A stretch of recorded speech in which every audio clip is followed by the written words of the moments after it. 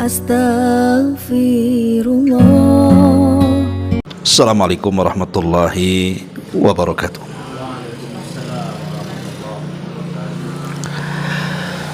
Bihamdillah wassalatu wassalamu ala rasulillah wa ala alihi wa sahbihi wa mawalah wa la hawla wa la quwata illa billahi wa ba'du.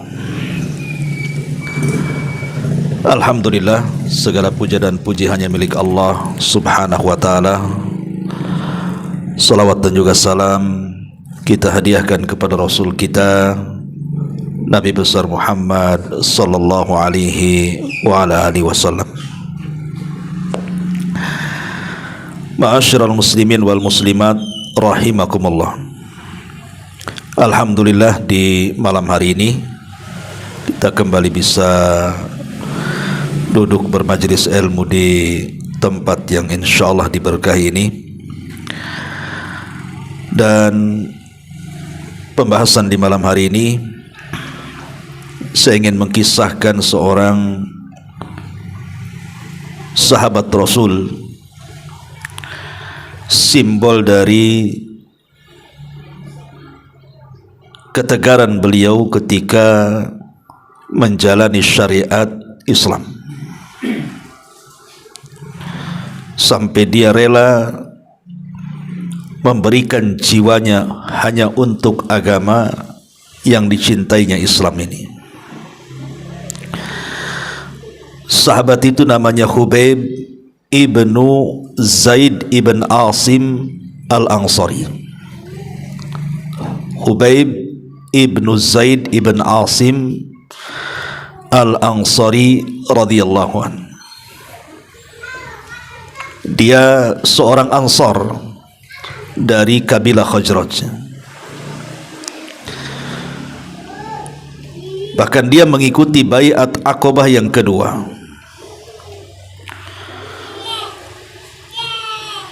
Ketika Nabi sallallahu alaihi wasallam di akhir-akhir hayatnya, kita tahu bahwa banyak terjadi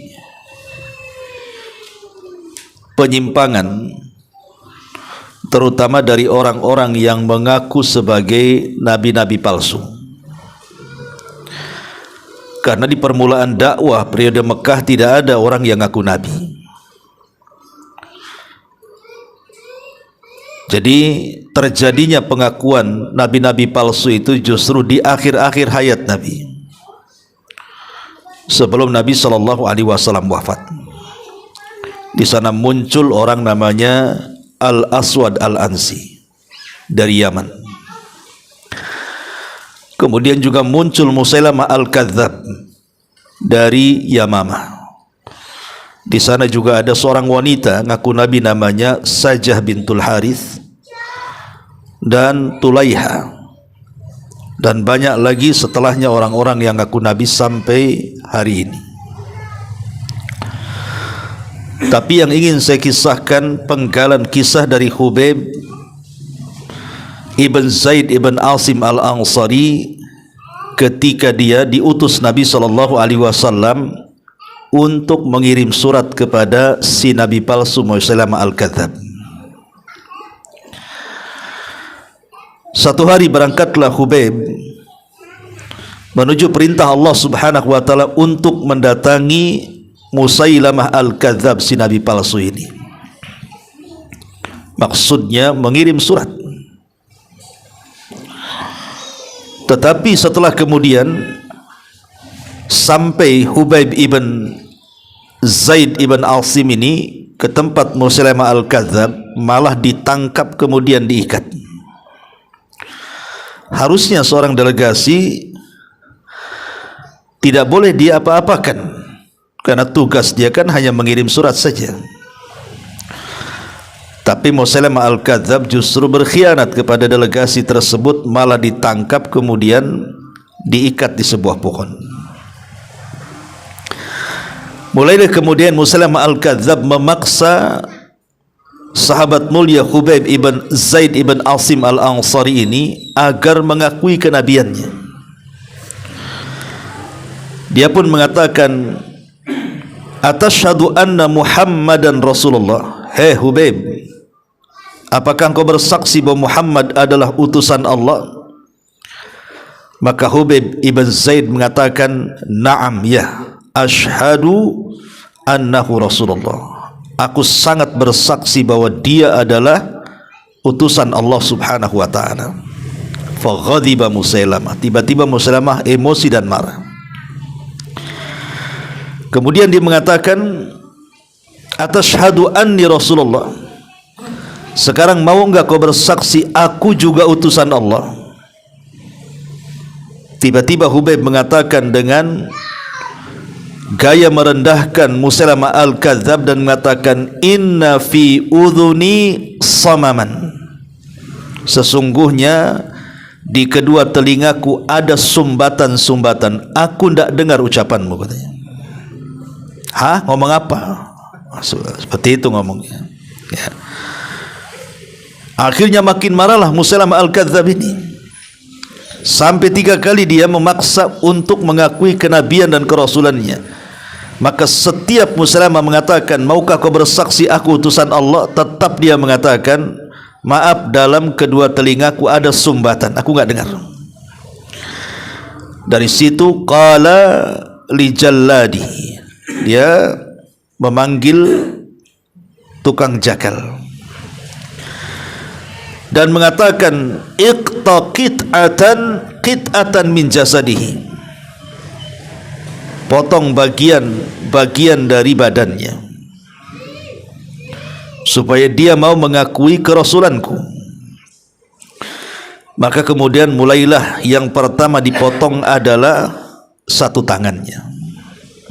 Tentu dipotong satu tangannya dengan pedang. Kita tidak bisa membayangkan sakitnya seperti apa.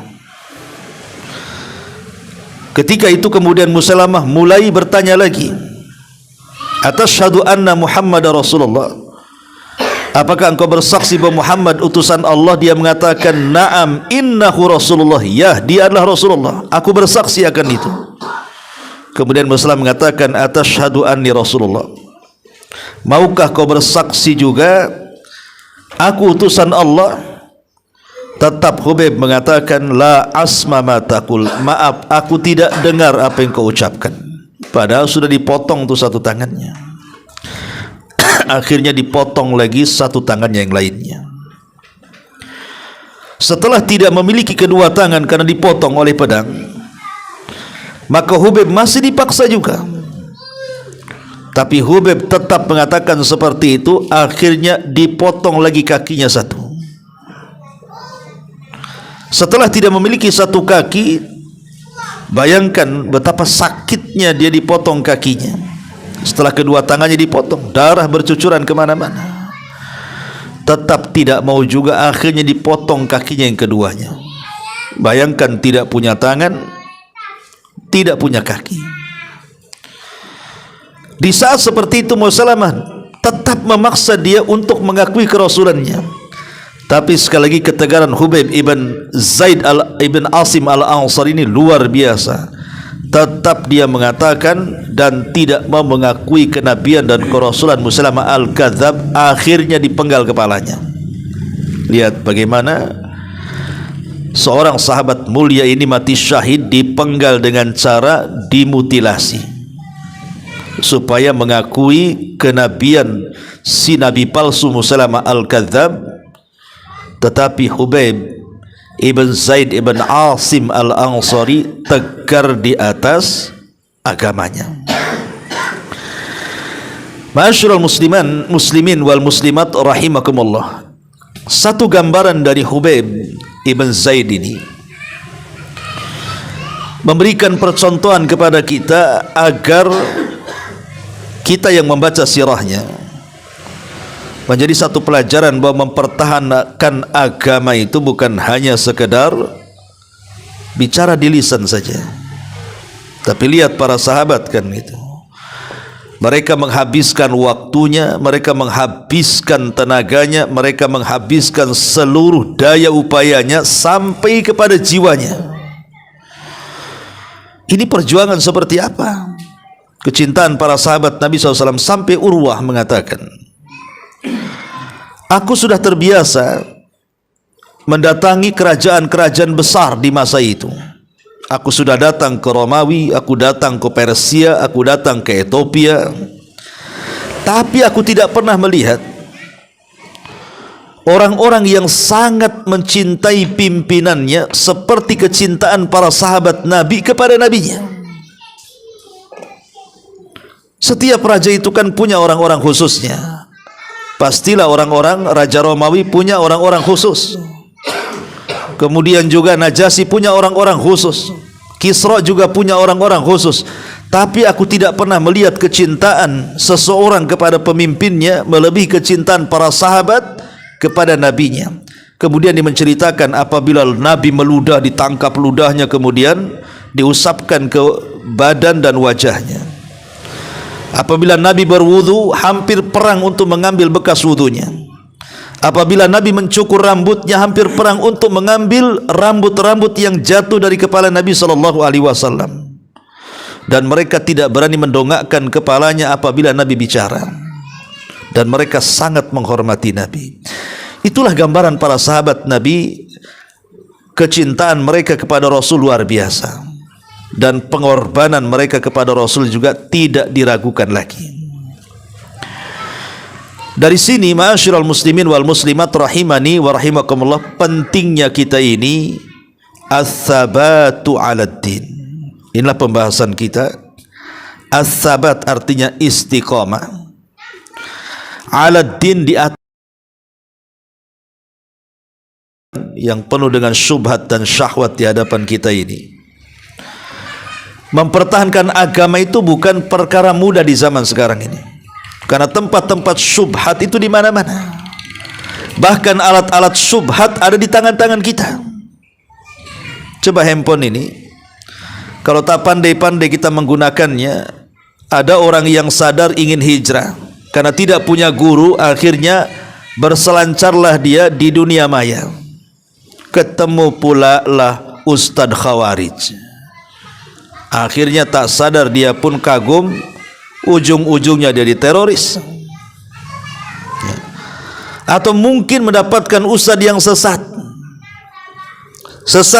sesatnya umpamanya kan.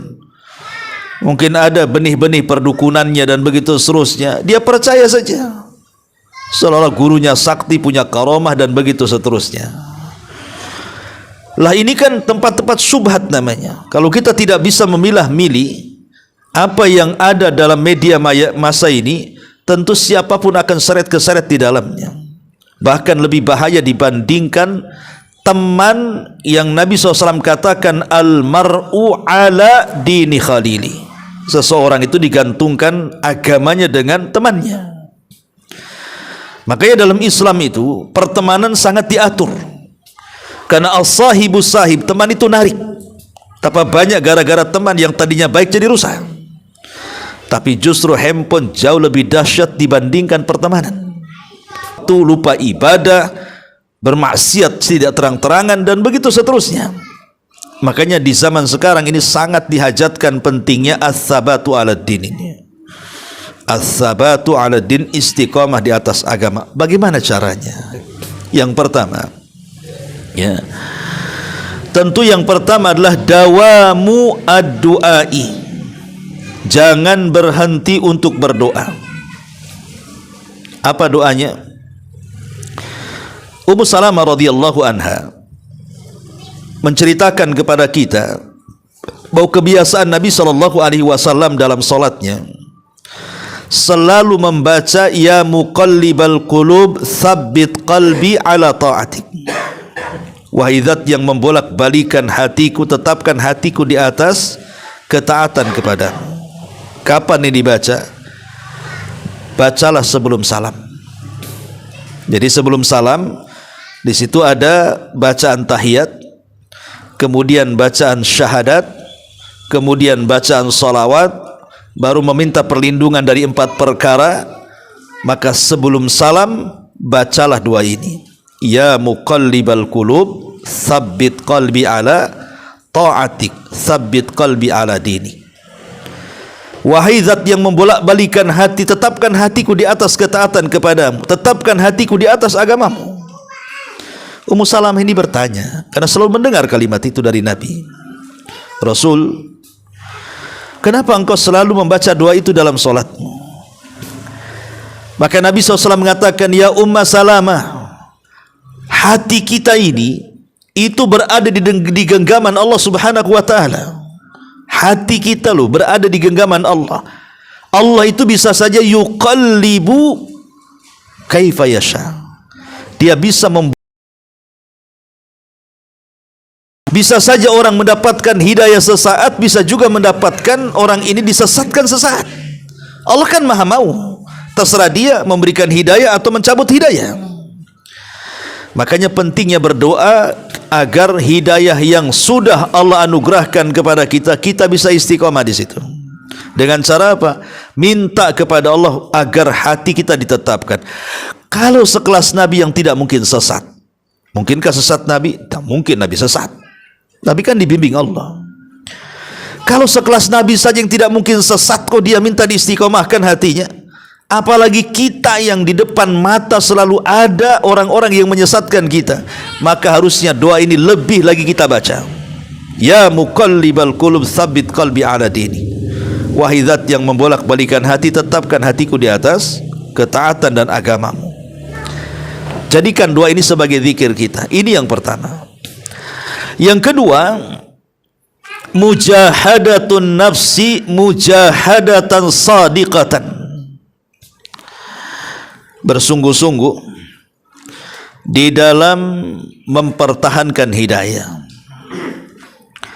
Karena Allah Subhanahu wa taala berfirman dalam surah Al-Ankabut ayat 69, walladzina jahadu fina lanahdiyannahum subulana. Dan orang-orang yang mereka bersungguh-sungguh mencari jalan kami, kata Allah, maka kami akan berikan hidayah kepada mereka kemana jalan kami yang harus ditujunya. Ini janji Allah Subhanahu wa taala. Kalau kita sungguh-sungguh, alhamdulillah kita sudah diberikan hidayah sunnah, hidayah tauhid. Dulu kita tidak mengenal apa itu tauhid, alhamdulillah sekarang sudah dikenalkan ini tauhid, ini syirik. Dulu kita tidak mengenal apa itu sunnah, apa itu bid'ah, lama-lama dikenalkan sehingga kita bisa mengetahui ini yang sunnah. Dulu mungkin tak terpikir kita ini mau hadir di majelis ilmu, bahkan pun malas hadir di majelis ilmu. Tapi Allah berikan hidayah, akhirnya banyaklah kajian di mana-mana, kemudian kita bisa duduk di majelis ilmu. Ini kan sebuah hidayah, ikhwan. Ya, kita harus pertahankan itu. Karena kalau tidak mempertahankan hidayah ini dengan kesungguhan, betapa banyak orang-orang yang tadinya istiqomah akhirnya berbalik. Jangankan sekelas kita, Umar bin Khattab radhiyallahu an. Siapa yang tidak kenal Umar, ikhwan? Umar bin Khattab, manusia kedua terbaik setelah Abu Bakar. Setelah Nabi SAW, ketika dia memegang lembaran-lembaran Taurat yang didapatnya dari penduduk Yahudi Madinah itu, tiba-tiba lewat di hadapan Nabi. Nabi bertanya, Umar, itu di tanganmu lembaran apa? Umar kan bisa baca, kalau Rasul kan tak bisa baca. Itulah kelebihannya Umar. Umar itu sudah biasa membaca, belajar baca dari kecil. Jadi dia bisa membaca isi Taurat itu. Tapi Rasul kan tak bisa baca karena dia rajulun ummi. Memang Rasul itu sengaja Allah buat dia tidak bisa baca, tidak bisa menulis supaya lebih memperkuat kebenaran wahyu. Sebab kalau Rasul bisa baca, bisa menulis, jangan-jangan Rasul membaca kitab-kitab terdahulu, kemudian disadur, kemudian diringkas jadi Quran. Ya. Ketika Rasul tidak bisa membaca dan menulis, berarti Quran itu bukan saduran Nabi, tapi dia wahyu yang Allah Subhanahu wa taala wahyukan kepada hamba-hambanya. Jadi Rasul bertanya kepada Umar, "Hai Umar, itu di tanganmu apa itu?" Kata Umar, "Lembaran Taurat, wahai Rasul." Apa kata Rasul? "Ya Umar, amutahawwikun anta yabnal Khattab," kata Rasul. Kau sudah bingung wahai Umar, kau sudah stres ya, kau sudah gila ya, buang itu lembaran Taurat itu. Lihat, Rasul memaksa membuang lembaran Taurat yang ada di tangan Umar, dan Rasul menganggap sudah gila Umar. Apakah kau bingung? Apakah kau sudah gila wahai Umar? Ya, buang tuh lembaran Taurat. Kenapa Nabi SAW menyuruh Umar untuk membuang lembaran Taurat? Padahal Umar itu kan mulham. Pendapatnya itu selalu menurunkan wahyu. Bahkan Rasul mengatakan,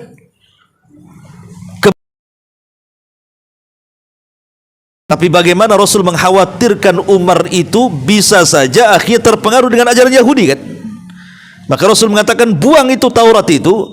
Kemudian Rasul mengatakan taraktu fikum alal bayda. Umar, aku datang dengan Islam itu di atas putih bersih terang benderang. Lailuha kana hariha la yazigu anha illa halik. Di mana malamnya seperti siangnya, siapapun yang menyimpang pasti dia binasa. Kurang apa Islam ini? Seolah Rasul mengatakan dia syariat yang terang benderang, yang jelas. Kenapa kau berhajat lagi kepada itu? Maksudnya tidak perlu kau berhajat kepada Taurat, karena apa yang ada pada Taurat ada dalam Quran. Apa yang ada pada Injil ada dalam Quran. Apa yang ada pada Zabur ada dalam Quran. Artinya tidak perlu lagi. Tapi ketika Rasul marah di depan Umar dan mengatakan amutahawikun anta ya ibnal Khattab, menunjukkan apa? Rasul ada kekhawatiran kepada Umar bisa menyimpang dari Islam. Kalau sekelas Umar dikhawatirkan Nabi, harusnya Nabi mengkhawatirkan kita yang setiap hari syubhat itu menyambar-nyambar depan kita. Ya, ini menunjukkan bahwa kita harus berijtihad di zaman sekarang, sungguh-sungguh. Ya, di depan kita banyak syahwat, banyak permainan, banyak syubhat. Maka bersungguh-sungguh mempertahankan hidayah itu penting di zaman yang penuh dengan fitnah ini. Ini yang kedua. Kemudian yang ketiga, musahabatus salihin wa ijadul bi'atil imaniyatil lati tasta'inu biha ala mudhi qadaman fi ta'atillahi azza wa jal.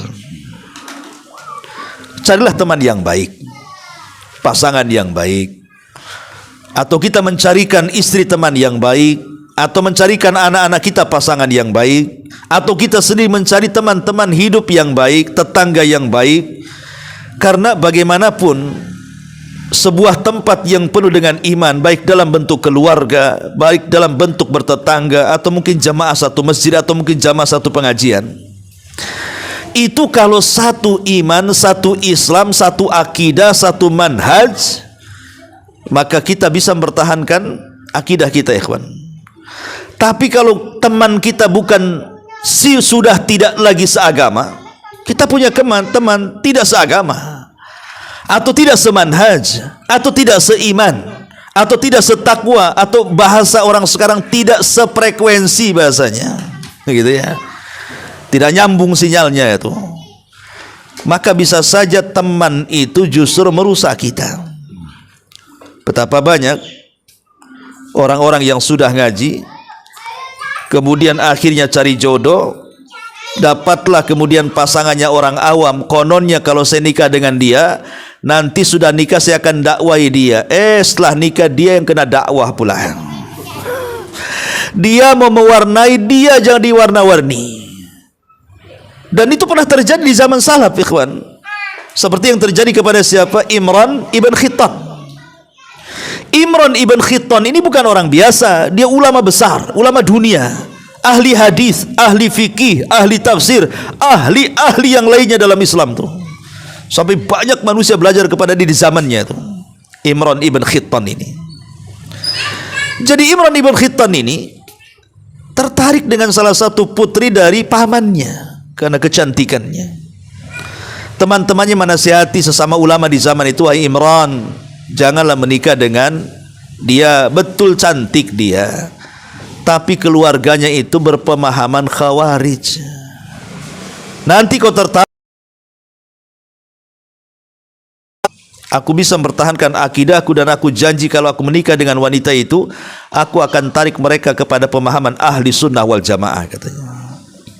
Menikahlah Imran bin Khittan dengan anak putri dari pamannya itu. Subhanallah, cinta mengalahkan akidahnya. Kecintaan dia kepada istrinya melunturkan akidahnya. Ditinggalkannya akidah ahli sunnah wal jamaah, berpindah pula menjadi akidah khawarij. Bahkan dia menjadi ulamanya khawarij dan mati di atas khawarij. Imran ibn Khittan tuh. Makanya hati-hati, ya, berkawan dengan ahli syubhat itu lama-lama akan terkena syubhat.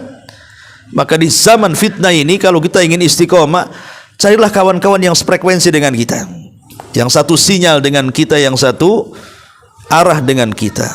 Ini yang ketiga. Yang keempat, al-bu'du an asbabis syarri wasair al-mulhiyati was-sawarifi anit ta'ati.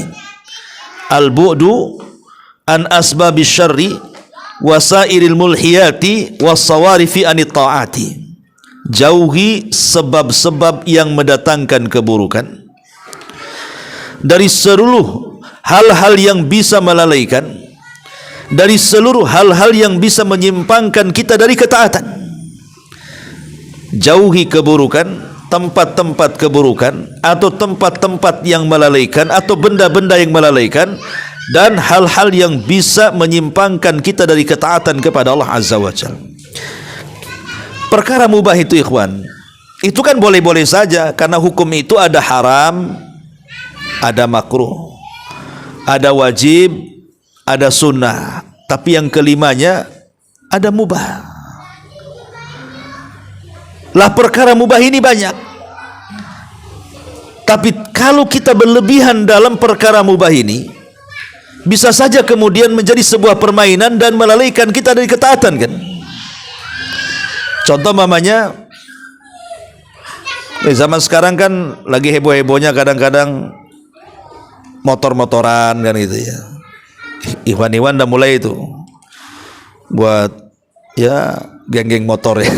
Bukan geng motor lah ya. Apa istilahnya itu? Ya kumpul-kumpul aja. Ya sebenarnya nggak ada masalah merekatkan ukhuwah, kan gitu. Ayo kita jalan-jalan pakai motor umpamanya, kan, kemana, ke Barelang, kemana, kan begitu. Ya, mungkin sekali dua kali sih tidak ada masalah untuk merekatkan ukhuwah, kan. Tapi kalau sudah terbentuk seperti yang ma'ruf, ada geng-geng motor gitu, kan. Ya kalau umpamanya diarahkan kepada positif, di situ semakin menambah takwanya, menambah imannya, hadir di majelis ilmunya, tidak melalaikan kewajibannya, mungkin positif saja perkara mubah jadi baik, kan. Tapi ingat, setan itu pintar. Ketika seseorang melakukan touring, istilahnya ya, touring itu ya, bisa berjam-jam. Di mana sholatnya? Tepat waktukah atau tidak? Ya kan, nanti pertanyaan kan begitu. Tepat waktu enggak sholatnya? Kemudian selama perjalanan bisa ghaddul basar tidak? Menundukkan pandangan tidak? Kan selama perjalanan itu kan macam-macam yang dilihat tuh, kan. Kecuali kalau touringnya ke hutan, ya mungkin lah tengok orang hutan. Kalau touringnya di jalan-jalan itu, ikhwan, macam-macam yang dilihat itu. Dan di situ ada hak jalan. Hak jalan apa? Salah satunya ghaddul basar, menundukkan pandangan, menjawab salam. Kemudian imatatul adza anit thariq, kalau ada hal-hal yang membahayakan di jalan turun, ya. Pernah enggak kita lagi touring kemudian wah nampak ini ada batu ini bahaya, turun dulu. Enggak peduli. Namanya kesenangan dia dengan grupnya aja, kan. Kan harusnya kan di briefing dulu, kan. Oh ini kalau kita mau touring kemana nih, harusnya ada ustadznya, ngasih tahu dulu tuh ustadznya tuh. Tuh, sholat 5 waktu jaga, kan gitu ya. Ya. Kedua, adab-adab di jalan ketahui, 1, 2, 3, 4, kan harus begitu harusnya, kan. Nanti sama di sana insya Allah kita ada pencerahan agama dan begitu seterusnya. Kan asik kalau seperti itu. Tapi kan umumnya nggak seperti itu. Ya, terbentuknya touring itu akhirnya belakangan ujung-ujungnya jadi geng motor. Kan. Lah ini contoh perkara-perkara mubah akhirnya menjadi perkara-perkara syahwat. Ya. Dan macam-macam. Handphone ini kan perkara mubah, ikhwan. Kita beli handphone kan nggak berdosa. Zatnya handphone loh ya. Tapi kalau sudah mulai masuk ke aplikasi, mulai ke YouTube-nya, ke Facebook-nya, ke Instagram-nya, ke TikTok-nya, kemana-mana, apa yang kita lihat di situ? Kalau yang diharamkan berarti berubah yang mubah jadi haram tuh jadinya. Lah itulah ketika kita kemudian belum bisa meninggalkan sebab-sebab yang mendatangkan keburukan, atau hal-hal yang bisa melalaikan, atau hal-hal yang bisa menyimpangkan dari ketaatan. Inilah penyebab salah satunya kita ini berpaling dari istiqamah. Makanya kenapa Rasul sampai mengatakan da'ma yaribuka ila mala yaribuka, tinggalkan yang tidak manfaat, ambil yang manfaat. Bahkan Rasul mengatakan min husnil islamil mar tarkuhu ma la ya'ni. Dari keindahan Islam seseorang itu meninggalkan sesuatu yang tidak ada manfaatnya. Yang manfaat di dunia ini banyak sebenarnya loh. Tapi orang memang cenderung memang digoda setan sehingga banyak menyibukkan perkara-perkara yang tidak ada manfaatnya.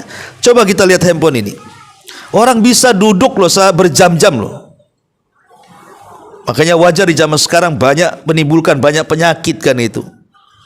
Kalau dulu kan orang bergerak, belum ada handphone kan orang bergerak gitu ya. Karena nggak ada, paling kalau mau jalan-jalan ya kemana gitu, mesti gerak badan itu. Sekarang main-main tidak perlu gerak, duduk di kursi, ambil handphone, power bank kalau nanti baterainya lowbat kan itu ya, kalau bisa 2 power banknya yang 2 tera gitu. Jadi nyambung itu sinetron drakornya itu, ya, atau mungkin shot-shotnya gitu ya. Lah ini kan orang bisa loh duduk seharian dipegang handphone sambil ketawa sini kayak orang gila. Saya pikir dulu orang tertawa di jalan-jalan itu hanya orang gila kan. Sekarang tertawa itu di mana-mana, ada orang tertawa sendirian coba. Padahal dia waras kan begitu. Kalau orang gila tertawa wajar dia gila. Loh, orang waras ketawa ini apa ceritanya? Lebih gila dari orang gila. Lah dari sini ikhwatu fillah muliakan Allah azza wa jalla, hal-hal yang seperti inilah.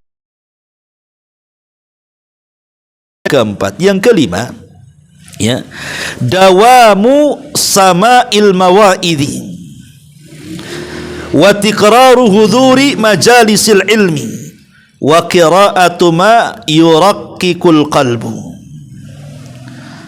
Teruslah kita ini, telinga kita biasakan mendengar ceramah, mendengar wejangan, mendengar nasihat. Kan sekarang YouTube sudah dipenuhi kajian-kajian. Berbagai macam ustadz, dari mulai ustadz Batam sampai ustadz nasional sampai mancanegara, syekh-syekh itu sudah masuk ke YouTube. Apa salahnya kita dengarkan? Ya. Kemudian juga tikrar huduri majalisil ilmi. Kalau memang ada waktu, senggangkan waktu itu untuk hadir di majelis ilmu, karena yang namanya asupan itu kan bukan hanya badan saja perlu makan sehari 3 kali atau sehari 4 kali, ruh juga perlu makan. Kalau badan ini sehari 3 kali harus, kenapa ruh tidak lebih harus daripada badan? Dengan cara apa ya? Hadir di majelis ilmu kan gitu. Lah itulah asupan ruh itu di situ. Karena biasanya banyak orang futur ketika mulai meninggalkan majelis ilmu tuh. Dulu ketika hadir di majelis ilmu tuh ya masih semangat lah. Tapi kalau sudah sekali, 2 kali, 3 kali les, akhirnya tidak ada dihadiri di majelis taklim, itu biasanya futur tuh. Nanti ketemu tuh sudah berubah mulai dari penampilannya, pakaiannya, cara bicaranya, sampai tak mau ketemu juga dengan kita tuh, kadang-kadang malu. Nah ini ya hal-hal yang akhirnya kan menimbulkan perilaku negatif, ikhwan, ya. Termasuk juga qira'atu ma yuraqqikul qalbu. Biasakan membaca hal-hal yang bisa melembutkan hati. Ya, baca-baca makalah tentang fadilah zikir, fadilah solawat, fadilah solat, fadilah macam-macam lah kan begitu yang bisa melembutkan hati itu. Ya. Karena hal itu yang bisa menjadikan kita ini istiqomah. Baca sirah-sirah para sahabat gitu ya, para ulama dan begitu seterusnya. Kemudian juga yang nomor 6, dawamul fiqrati fil mauti wa ma ba'dahu. Wastihdharu annaka mauqufun ghadan baina yadayillahi ta'ala wa annahu subhanahu sa'iluka 'anil qalili wal katsir. Biasakan seseorang itu melamun, ingatlah kematian. Jangan cerita hidup terus. Karena di zaman sekarang ini kayaknya orang itu sudah dilupakan dengan kematian. Kenapa? Karena disibukkan dengan dunia. Mulai dari bangun tidur udah cerita dunia. Nanti terus pikiran satu hari itu pikiran dunia. Macam mana mengembangkan dunia, menghasilkan dunia, mencari celah-celah dunia dan begitu seterusnya. Bahkan sebelum pulang, selama perjalanan pulang dari pekerjaan itu juga masih mikir dunia. Nanti sebelum tidur, subhanallah, masih terpikir dunia juga. Sampai ke bawah mimpi tuh dunia tuh. Bangun tidur gitu lagi, ya. Ini orang kalau tidak pernah diingatkan dengan kematian, maka selamanya akan melalaikan dari istiqomah, ikhwan. Seolah-olah dia akan hidup terus di dunia dan tidak akan pernah mati, akhirnya lalai di situ. Makanya para ulama mengatakan, sewaktu-waktu itu terpikirlah kematian. Kalau tidak bisa terpikir kematian, ziarah kubur. Coba lihat orang-orang yang di kuburan itu, bahwa kita akan seperti mereka.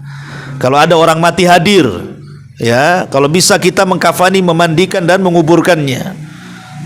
Kemudian mulai terfikir di situ bahwa kita akan seperti dia. Lah, kalau itu sudah ada pada diri kita, berarti orang ini cerdas. Karena Rasul mengatakan apa? Al-kayyisu man dana nafsa wa amila lima ba'dal maut. Orang yang cerdas itu orang yang senantiasa introspeksi diri. Hari ini harus lebih baik daripada kemarin. Kemudian wa amila lima ba'dal maut, dia mengamalkan sesuatu sebagai bekal untuk setelah kematiannya. Lah, itulah yang disebut dengan al-fiqratu fil mauti. Coba berpikir satu hari, duduk temenung bahwa kita akan mati, dan kejadian setelah kematian. Kalau kita dapat ilmu dari ustadz membanyakan, oh setelah kematian itu ada fitnah kubur, ada azab kubur, ada nikmat kubur. Coba kepikir ke situ. Bayangkan kita ini kalau mati masuk dalam kuburan itu, atau kita dihadapkan di hadapan Allah, kemudian Allah bertanya soal kecil dan besar yang tidak mungkin tersamarkan di hadapan Allah. Yakin ikhwatu fillah, kalau orang terpikir akhirat terus, pasti dia akan takut, pasti dia akan istiqomah dan berusaha untuk sabat aladdin. Ini yang keenam. Kemudian yang ketujuh, qira'atu siratin nabi sallallahu alaihi wasallam wa ashabihi wassalihin min hadhil ummati wal ijtihad fi tashabbuh bihim wal ihtida bi hadiyihim. Biasakan membaca sirah Nabi, sirah sahabat, sirah para ulama, sirah orang-orang saleh dari umat ini, dan bersungguh-sungguhlah meniru mereka, dan bersungguh-sungguhlah mengambil hidayah mereka. Alhamdulillah ikhwatu fiddin yang dimuliakan Allah Azza. Sekarang kan Allah mudahkan semuanya, ya. Di mana kitab-kitab para ulama itu kan sudah banyak diterjemahkan tuh. Sudah banyak diterjemahkan kitab-kitab ulama itu, mulai kitab, bahkan kitab sejarah Nabi komplit saja sudah diterjemahkan. Mulai dari yang mutawwalat yang berjilid-jilid sampai yang mukhtasar yang singkat, alhamdulillah sudah banyak ustaz-ustaz kita menerjemahkannya. Apa salahnya kita rogoh uang kita sedikit, belilah buku itu. Beli buku apa coba? Kita bisa membeli sepeda motor, yang itu urusannya untuk dunia. Kenapa kita tidak bisa beli buku untuk akhirat? Ya, di waktu senggang kita baca, ya, mungkin satu hari selembar, 2 hari 2 lembar, 3 lembar, dan begitu seterusnya. Lama-lama kan habis, nanti diulang lagi. Ini bisa bahan bagi kita mengajarkan untuk anak-anak kita sebenarnya, ya, bahwa sejarah-sejarah itu adalah tentara dari tentara Allah Subhanahu wa taala. Kata Sufyan Ats-Tsauri bahwa al-qasas, kisah-kisah itu adalah jundun min junudillah. Dia adalah tentara dari tentara Allah. Kenapa kisah-kisah itu tentara di tentara Allah? Karena dengan membaca kisah-kisah itu hati kita tenang. Oh, kalau kita lagi ditimpa musibah nih, cobalah baca kisahnya Nabi Ayub. Rupanya Ayub lebih parah lagi musibahnya. Tenanglah kita, kan itu. Oh, mungkin ada anak-anak kita yang meninggal dunia. Cobalah kita mengacu kepada kisah Nabi kita Muhammad, bagaimana ditinggal mati oleh anak-anaknya. Oh, mungkin kita ini sedang fakir, sedang miskin. Lihat kisah-kisah para sahabat, mereka yang tidak makan, ashabus suffah itu, ya. Jadi kalau kita ini setiap ada masalah apa saja, kemudian bandingkan kita dengan kehidupan para nabi, para rasul, para sahabat, para ulama, insya Allah itu sedikitnya lah bisa menenangkan hati lah tuh, bahwa rupanya ada yang jauh lebih parah dibandingkan saya hidupnya. Makanya dikatakan tentara di tentara Allah, karena itu bisa menghibur kita. Liyuthabbita bihi fuadak, kata Allah, agar aku mantapkan hatimu wahai Muhammad dengan mengisahkan para nabi dalam Quran untukmu tuh. Jadi inilah diantara 7 perkara yang disebutkan para ulama, bagaimana supaya hati kita ini tetap teguh berada di atas agama dan ketaatan di tengah-tengah di mana fitnah itu menyambar-nyambar hari ini di depan kita. Wallahu a'lam bishawab. Ini yang bisa sampaikan, mudah-mudahan ada manfaatnya. Subhanakallahumma bihamdika asyhadu an la ilaha illa anta astaghfiruka wa atubu ilaik. Allahu taala alam. Assalamualaikum warahmatullahi wabarakatuh.